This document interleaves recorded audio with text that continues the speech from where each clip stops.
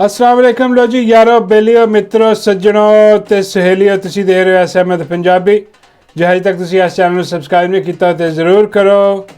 लो जी कराची तो आवाज़ा आ रही ने कि असी वक्त पा देंगे जालम सरकारां नूं। बाबा जी फरमाते ने जालम सरकारां नूं ते वक्त पाया ही पाया। आ जालम सरकारां दे जेड़े रूहे रवान आ कंपनी वाले उन्होंने भी वक्त पिया वो भी हैरान परेशान ने कि यार हल्की जी ढिल दे इन्हों ये जेड़े कीड़े मकोड़े ने हशरातुल अर्ज मंगो निकलते हैं और छा जाते हैं हर तरफ। और मैं कहना कि कराची दे विच अज जेड़ा इस्तकबाल होया है सुहेल खान अफरीदी का ओए होए होए मैं कहना वा अगे पिछे हला के रख दिता उन्हें हर चीज़। अज उन्हें याद ताज़ा करवा दी कि जो मुर्शद इमरान अहमद खान न्याजी कॉल देंदा हुंदा सी ओए और उतरदा सी एयरपोर्ट तो बाहर ते जम्मे गफीर अज बिल्कुल वही मंजर जरा ना वो सामने आ रहा। खैर मुर्शद इमरान अहमद खान न्याजी वर्गा ते किसी मां ने ना जमया कोई ते ना कोई जमना है उहदे वर्गा। लेकिन आ खान दा जिहड़ा एक कारकुन है वो खान दी तस्वीर लैके खान दा झंडा लैके खान दा नाम लैके कराची उतरिया ते कराची वालियां ने सिर अखां ते उठाया। और जियो कराची वालियो ओ बई कमाल लोग यार तुसी अज ते इंज बाहर आए हो यकीन करो सड़कां भर छड़ियां ने और हर तरफ इको ही नारा है कि नाम याद रखना इमरान अहमद खान न्याजी इमरान अहमद खान न्याजी। ओ बल्ले तेरे सेल खरीदी ओ बल्ले कराची वाले दिल राजी कर दिता खुश कर दिता। अज पंजाब वाले बैठे सोच रहे ने कि भी आ जे बेगैरती पंजाब विच ना की जाती आ पुलिस वाली आ जी पुलिस भेज के आ जी बगैरतियाँ करवाते रहे आ जिहड़ियां बदतमीजियां करवाते रहे आ जिहड़े रस्ते रोकते रहे आ बेगैरत बेशरम आ पंजाब हुकूमत ते दे हैंडलर। और बई यह ना हुंदा ते यकीन करो पंजाब भी तैयार खड़ा निकलन। आ ते तुसीं कह लो कि हल्का जिहा उन्होंने जिहड़ा ना वो इन्होंने दस्सिया पंजाब वालियां नूं कि बई आ जिहड़ा ना जदों भी निकलोगे असीं इत्थे बरबरीयत ही करांगे। क्यों क्योंकि माई दी हुकूमत आ ते माई तुहानूं पता है कि लाडली आ ओहदी जिन्हें पूरे पाकिस्तान ते बंदूक दे जोर ते कब्जा किया होया ओहदी माई लाडो राणी आ। हाँ माई रंगीली दे जिहड़े सूबे दे विच ओह हिलजुल नहीं होण दिंदे कोई। हाँ और जदों गया जनाब कराची दे विच ते सब तो अच्छी गल जिहड़ी आ उत्थे पीपल पार्टी जिहड़ी आ हाँ तो सारे चोर हो भी इन्हां ते नून लीग दे विच बस 19-20 का फर्क ही आ। और बाबा जी कहते कि भी 19-20 का फर्क भी अज ही आया पहले यह भी नहीं सी। हाँ और अज देखने को मिलया फर्क कि बई वो सईद गनी जड़ा वो गया वा जनाब एयरपोर्ट ते उन्हें इस्तकबाल किया सुहेल अफरीदी का अजरक पवाई टोपी पवाई वेलकम किया। उसके बाद उन्होंने कहा जी क्या कुलियां और बिलावल भुट्टो जरदारी हाँ वो 2 सिम वाला मोबाइल जड़ा है वो 2 सिम वाला ही मोबाइल हाँ वो नहीं बदलना भाई आ। बाकी जी अच्छे काम है तारीफ असी करांगे कि बड़ा अच्छा काम किया उन्हें। हाँ कि उन्हें ऐलान किया कि जी कोई रोक टोक नहीं हाँ कोई पुलिस नाके नहीं कोई छापे नहीं कोई गिरफ्तारियां नहीं आओ बिल्कुल तुसी इंज आओ जिवें अपने सूबे च आ रहे हो तुसी।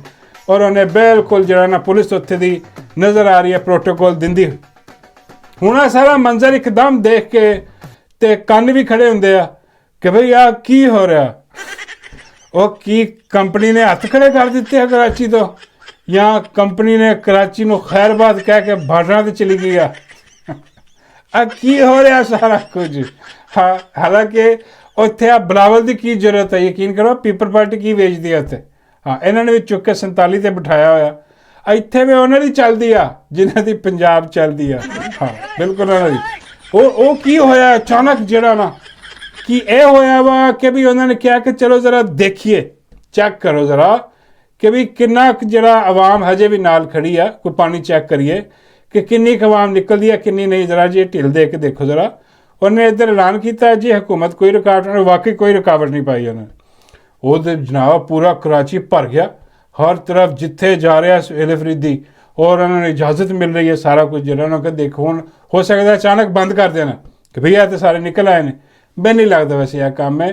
ਹਾਂ ਕੋਈ ਹੋਰ ਗੇਮ ਜ਼ਰੂਰ ਹੈ। ਹੋਰ ਗੇਮ ਕੀ ਹੈ? ਹੋਰ ਹੈ ਕਿ ਇੱਕ ਤੇ ਆ ਜਿਹੜਾ ਕਰਕੇ ਕੰਮ ਜਿਹੜਾ ਨਾ ਇਹਨਾਂ ਨੇ ਪੀਪਲ ਪਾਰਟੀ ਵਾਲਿਆਂ ਨੇ ਇਜਾਜ਼ਤ ਦੇ ਕੇ ਆ ਚਪੇੜਾਂ ਮਾਰੀਆਂ ਨੇ ਮਾਈ ਹਕੂਮਤ ਦੇ ਮੂੰਹ ਤੇ। ਹੋਏ ਹੋਏ ਕਿ ਆ ਦੇਖੋ ਕੀ ਬੇਗੈਰਤੀ ਬੇਸ਼ਰਮੀ ਪੰਜਾਬ 'ਚ ਕੀਤੀ ਗਈ ਆ, ਕਿਸ ਤਰ੍ਹਾਂ ਮਹਿਮਾਨਾਂ ਨਾਲ ਸਲੂਕ ਕੀਤਾ ਗਿਆ, ਜਿਹੜੇ KP ਕਾਲੇ ਸੁਹੇਲ ਅਫਰੀਦੀ ਸਾਰੇ, ਜਿਸ ਤਰ੍ਹਾਂ ਪੰਜਾਬ ਅਸੈਂਬਲੀ ਦੇ ਵਿੱਚ ਬੇਗੈਰਤੀ ਮਾਰੀ ਗਈ, ਸੜਕਾਂ 'ਤੇ ਰੋਕਿਆ ਗਿਆ ਨਾਕੇ ਲਾ ਕੇ, ਕਿੰਨੀ ਬਦਤਮੀਜ਼ੀ ਕੀਤੀ ਗਈ। ਉਹਦੇ ਵਿੱਚ ਜਿਹੜਾ ਨਾ ਉਹ ਦਿਖਾਣ ਮਾਰੇ ਕਿ ਦੇਖੋ ਆ ਪੀਪਲ ਪਾਰਟੀ ਉਹਨਾਂ ਤੋਂ ਬਿਹਤਰ, ਬਹੁਤ ਬਿਹਤਰ, ਇਸ 'ਚ ਕੋਈ ਸ਼ੱਕ ਨਹੀਂ।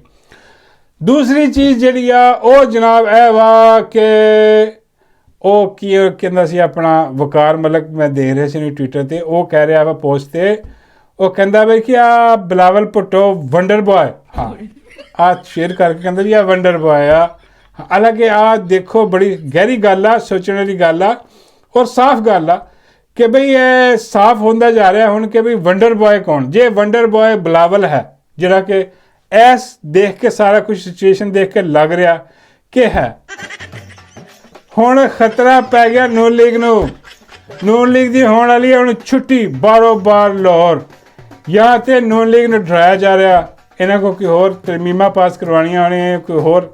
ਵੈਸੇ ਡਰਾਉਣ ਦੀ ਜ਼ਰੂਰਤ ਨਹੀਂ ਉਹਨਾਂ ਨੂੰ, ਹਾਂ ਨੂਨ ਲੀਗ ਨੂੰ ਤੇ ਆਰਡਰ ਆਉਂਦਾ ਤੇ ਉਹ ਲੰਮੇ ਪੈ ਜਾਂਦੇ ਨੇ ਸਾਰੇ ਦੇ ਸਾਰੇ, ਨਵਾਜ਼ ਸ਼ਰੀਫ ਤੋਂ ਲੈ ਕੇ ਤੇ ਮਾਈ ਤੱਕ ਸਭ ਲੰਮੇ ਹੋ ਕੇ ਪੈ ਜਾਂਦੇ ਨੇ।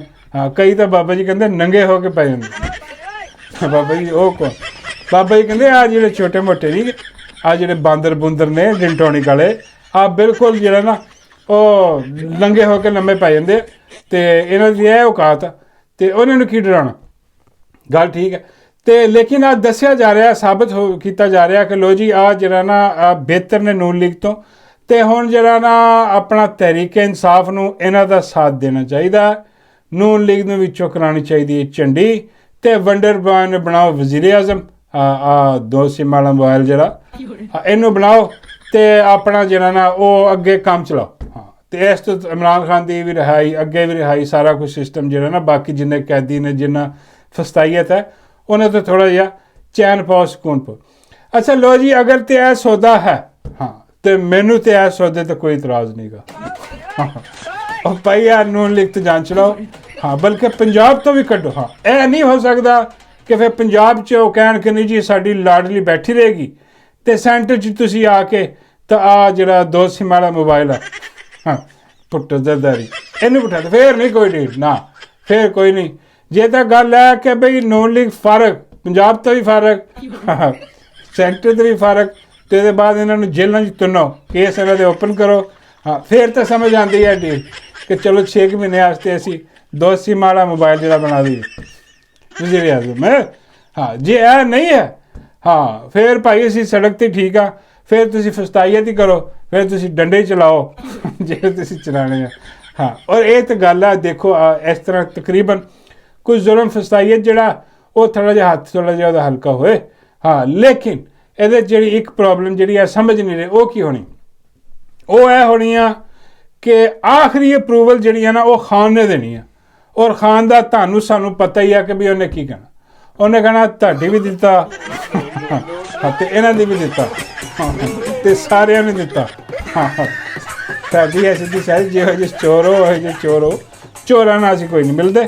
ਹਾਂ ਨਾ ਅਸੀਂ ਇਹਨਾਂ ਨਾਲ ਬਹਿੰਦੇ ਹਾਂ। ਆਹ ਸਾਰੀ ਗੇਮ ਗੁੰਮ ਜਿਹੜੀ ਹੈ ਨਾ ਆਹ ਤੁਸੀਂ ਆਪਣੇ ਕੋਲ ਹੀ ਰੱਖੋ, ਤੁਸੀਂ ਫਸਤਾਈਅਤ ਕਰੋ, ਜਿਹੜਾ ਤੁਹਾਡਾ ਕੰਮ ਹੈ, ਤੁਸੀਂ ਜ਼ੁਲਮ ਕਰੋ ਜਿਸ ਕੰਮ ਤੁਸੀਂ ਆਏ ਹੋ, ਜਿਸ ਕੰਮ ਤੁਸੀਂ ਲੱਗੇ ਹੋ।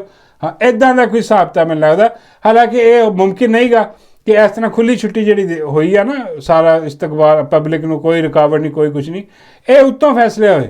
ਇਹ ਜਨਾਬ ਉੱਤੋਂ GHQ ਉੱਤੇ ਹੀ ਆ, ਉੱਥੋਂ ਫੈਸਲੇ ਹੋਏ ਆ ਕਿ ਇਹ ਦਿਖਾਓ ਜ਼ਰਾ ਤੇ ਬਿਲਾਵਲ ਨੂੰ ਅੱਛਾ ਕਰਕੇ ਦਿਖਾਓ। ਹਾਂ ਹੋ ਸਕਦਾ ਕਿ ਇਹ ਵੰਡਰ ਬॉय ਜਿਹੜਾ ਨਾ ਉਹਨੂੰ ਬਣਾ ਕੇ ਇਹਦਾ ਸ਼ੌਕ ਪੂਰਾ ਕਰ ਦਿੱਤਾ ਜਾਏ ਤੇ ਇਹਦੇ ਪਿਓ ਦਾ ਵੀ ਸ਼ੌਕ ਪੂਰਾ ਕਰ ਦਿੱਤਾ ਜਾਏ 6 ਮਹੀਨੇ ਬਾਅਦ ਬਣਾ ਕੇ, ਉਹਦੇ ਬਾਅਦ ਚਾਹੇ ਮਾਈ ਨੂੰ ਲੈ।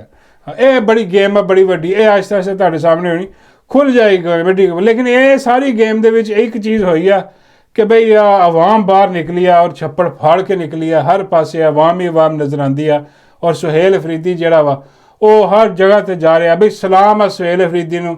ਹਾਲਾਂਕਿ ਦੇਖੋ ਬੜਾ ਔਖਾ ਕੰਮ ਹੈ ਕਰਾਚੀ ਦੇ ਵਿੱਚ, ਸਿਕਿਉਰਿਟੀ ਵਾਲਾ ਕੰਮ ਬਹੁਤ ਔਖਾ, ਔਰ ਉਹ ਗੱਡੀ ਤੇ ਬੈਠਾ ਬਾਹਰ ਨਿਕਲ ਰਿਹਾ, ਨਾਰੇ ਨੂਰੇ ਲਾ ਰਿਹਾ। ਇਹਤਿਆਤ ਕਰਨੀ ਚਾਹੀਦੀ ਆ ਕਿਉਂਕਿ 100 ਸੱਜਣ 100 ਦੁਸ਼ਮਣ, ਹਾਂਜੀ, ਤੇ ਉਹ ਅੱਲਾ ਨਾ ਕਰੇ, ਅੱਲਾ ਰਹਿਮ ਕਰੇ, ਅੱਲਾ ਉਹਦੀ ਹਿਫਾਜ਼ਤ ਕਰੇ ਜਦ ਤੱਕ ਉਹ ਕਰਾਚੀ ਦੇ ਵਿੱਚ ਹੈ, ਔਰ ਜਿੱਥੇ ਵੀ ਰਵੇ ਅੱਲਾ ਤਾਲਾ ਦੀ ਹਿਫਾਜ਼ਤ ਕਰੇ। ਖਾਨ ਦਾ ਸਿਪਾਹੀ ਹੈ ਬੜਾ ਵੱਡਾ, ਖਾਨ ਦਾ ਨਾਮ ਲੈ ਕੇ ਅਲਮ ਲੈ ਕੇ ਉਹ ਨਿਕਲਿਆ ਬਾਹਰ ਖਾਨ ਦੀ ਰਿਹਾਈ ਵਾਸਤੇ, ਔਰ ਜਨਾਬ ਇਹ ਛਾ ਗਏ ਉੱਥੇ ਕਰਾਚੀ ਦੇ ਵਿੱਚ। ਅੱਜ ਉੱਥੇ ਜਨਾਬ ਜਲਸਾ ਗਾਹ 'ਤੇ ਵੀ ਪਹੁੰਚਿਆ, ਉੱਥੇ ਮੈਦਾਨ 'ਚ ਵੀ, ਤੇ ਕੱਲ੍ਹ ਜਲਸੇ ਦੀ ਹੈ। ਤੇ ਕੱਲ੍ਹ ਸਾਰੇ ਜਿਹੜੇ ਵੀ ਕਰਾਚੀ ਦੇ ਵਿੱਚ ਮੌਜੂਦ ਨੇ ਲਾਗੇ ਤਾਗੇ ਵੀ, ਉਹਨਾਂ ਸਾਰਿਆਂ ਦੀ ਦਰਖਾਸਤ ਹੈ ਵੀ ਪਹੁੰਚੋ, ਲਾਜ਼ਮੀ ਪਹੁੰਚੋ। ਬਿਲਕੁਲ ਇੱਦਾਂ ਹੀ ਤੁਸੀਂ ਉਹ ਮੈਦਾਨ ਭਰਨਾ ਜਿੱਦਾਂ ਖਾਨ ਦੇ ਕਹੇ 'ਤੇ ਭਰਨਾ, ਕਿਉਂਕਿ ਇਹ ਤੁਹਾਡੀ ਤਾਕਤ ਵਾਜ਼ਿਆ ਕਰੇਗਾ, ਹਰ ਤਰਫ ਦੱਸੇਗਾ ਕਿ ਬਈ ਆਹ ਦੇਖੋ ਜਦੋਂ ਆ ਫਸਤਾਈਅਤ ਜ਼ੁਲਮ ਤੋਂ ਹੱਥ ਹਲਕਾ ਕਰਦੇ ਆ ਜ਼ਾਲਮ, ਤੇ ਆਵਾਮ ਨਿਕਲਦੀ। ਆਵਾਮ ਅੱਜ ਵੀ ਇਮਰਾਨ ਖਾਨ ਦੇ ਨਾਲ ਖੜੀ ਆ,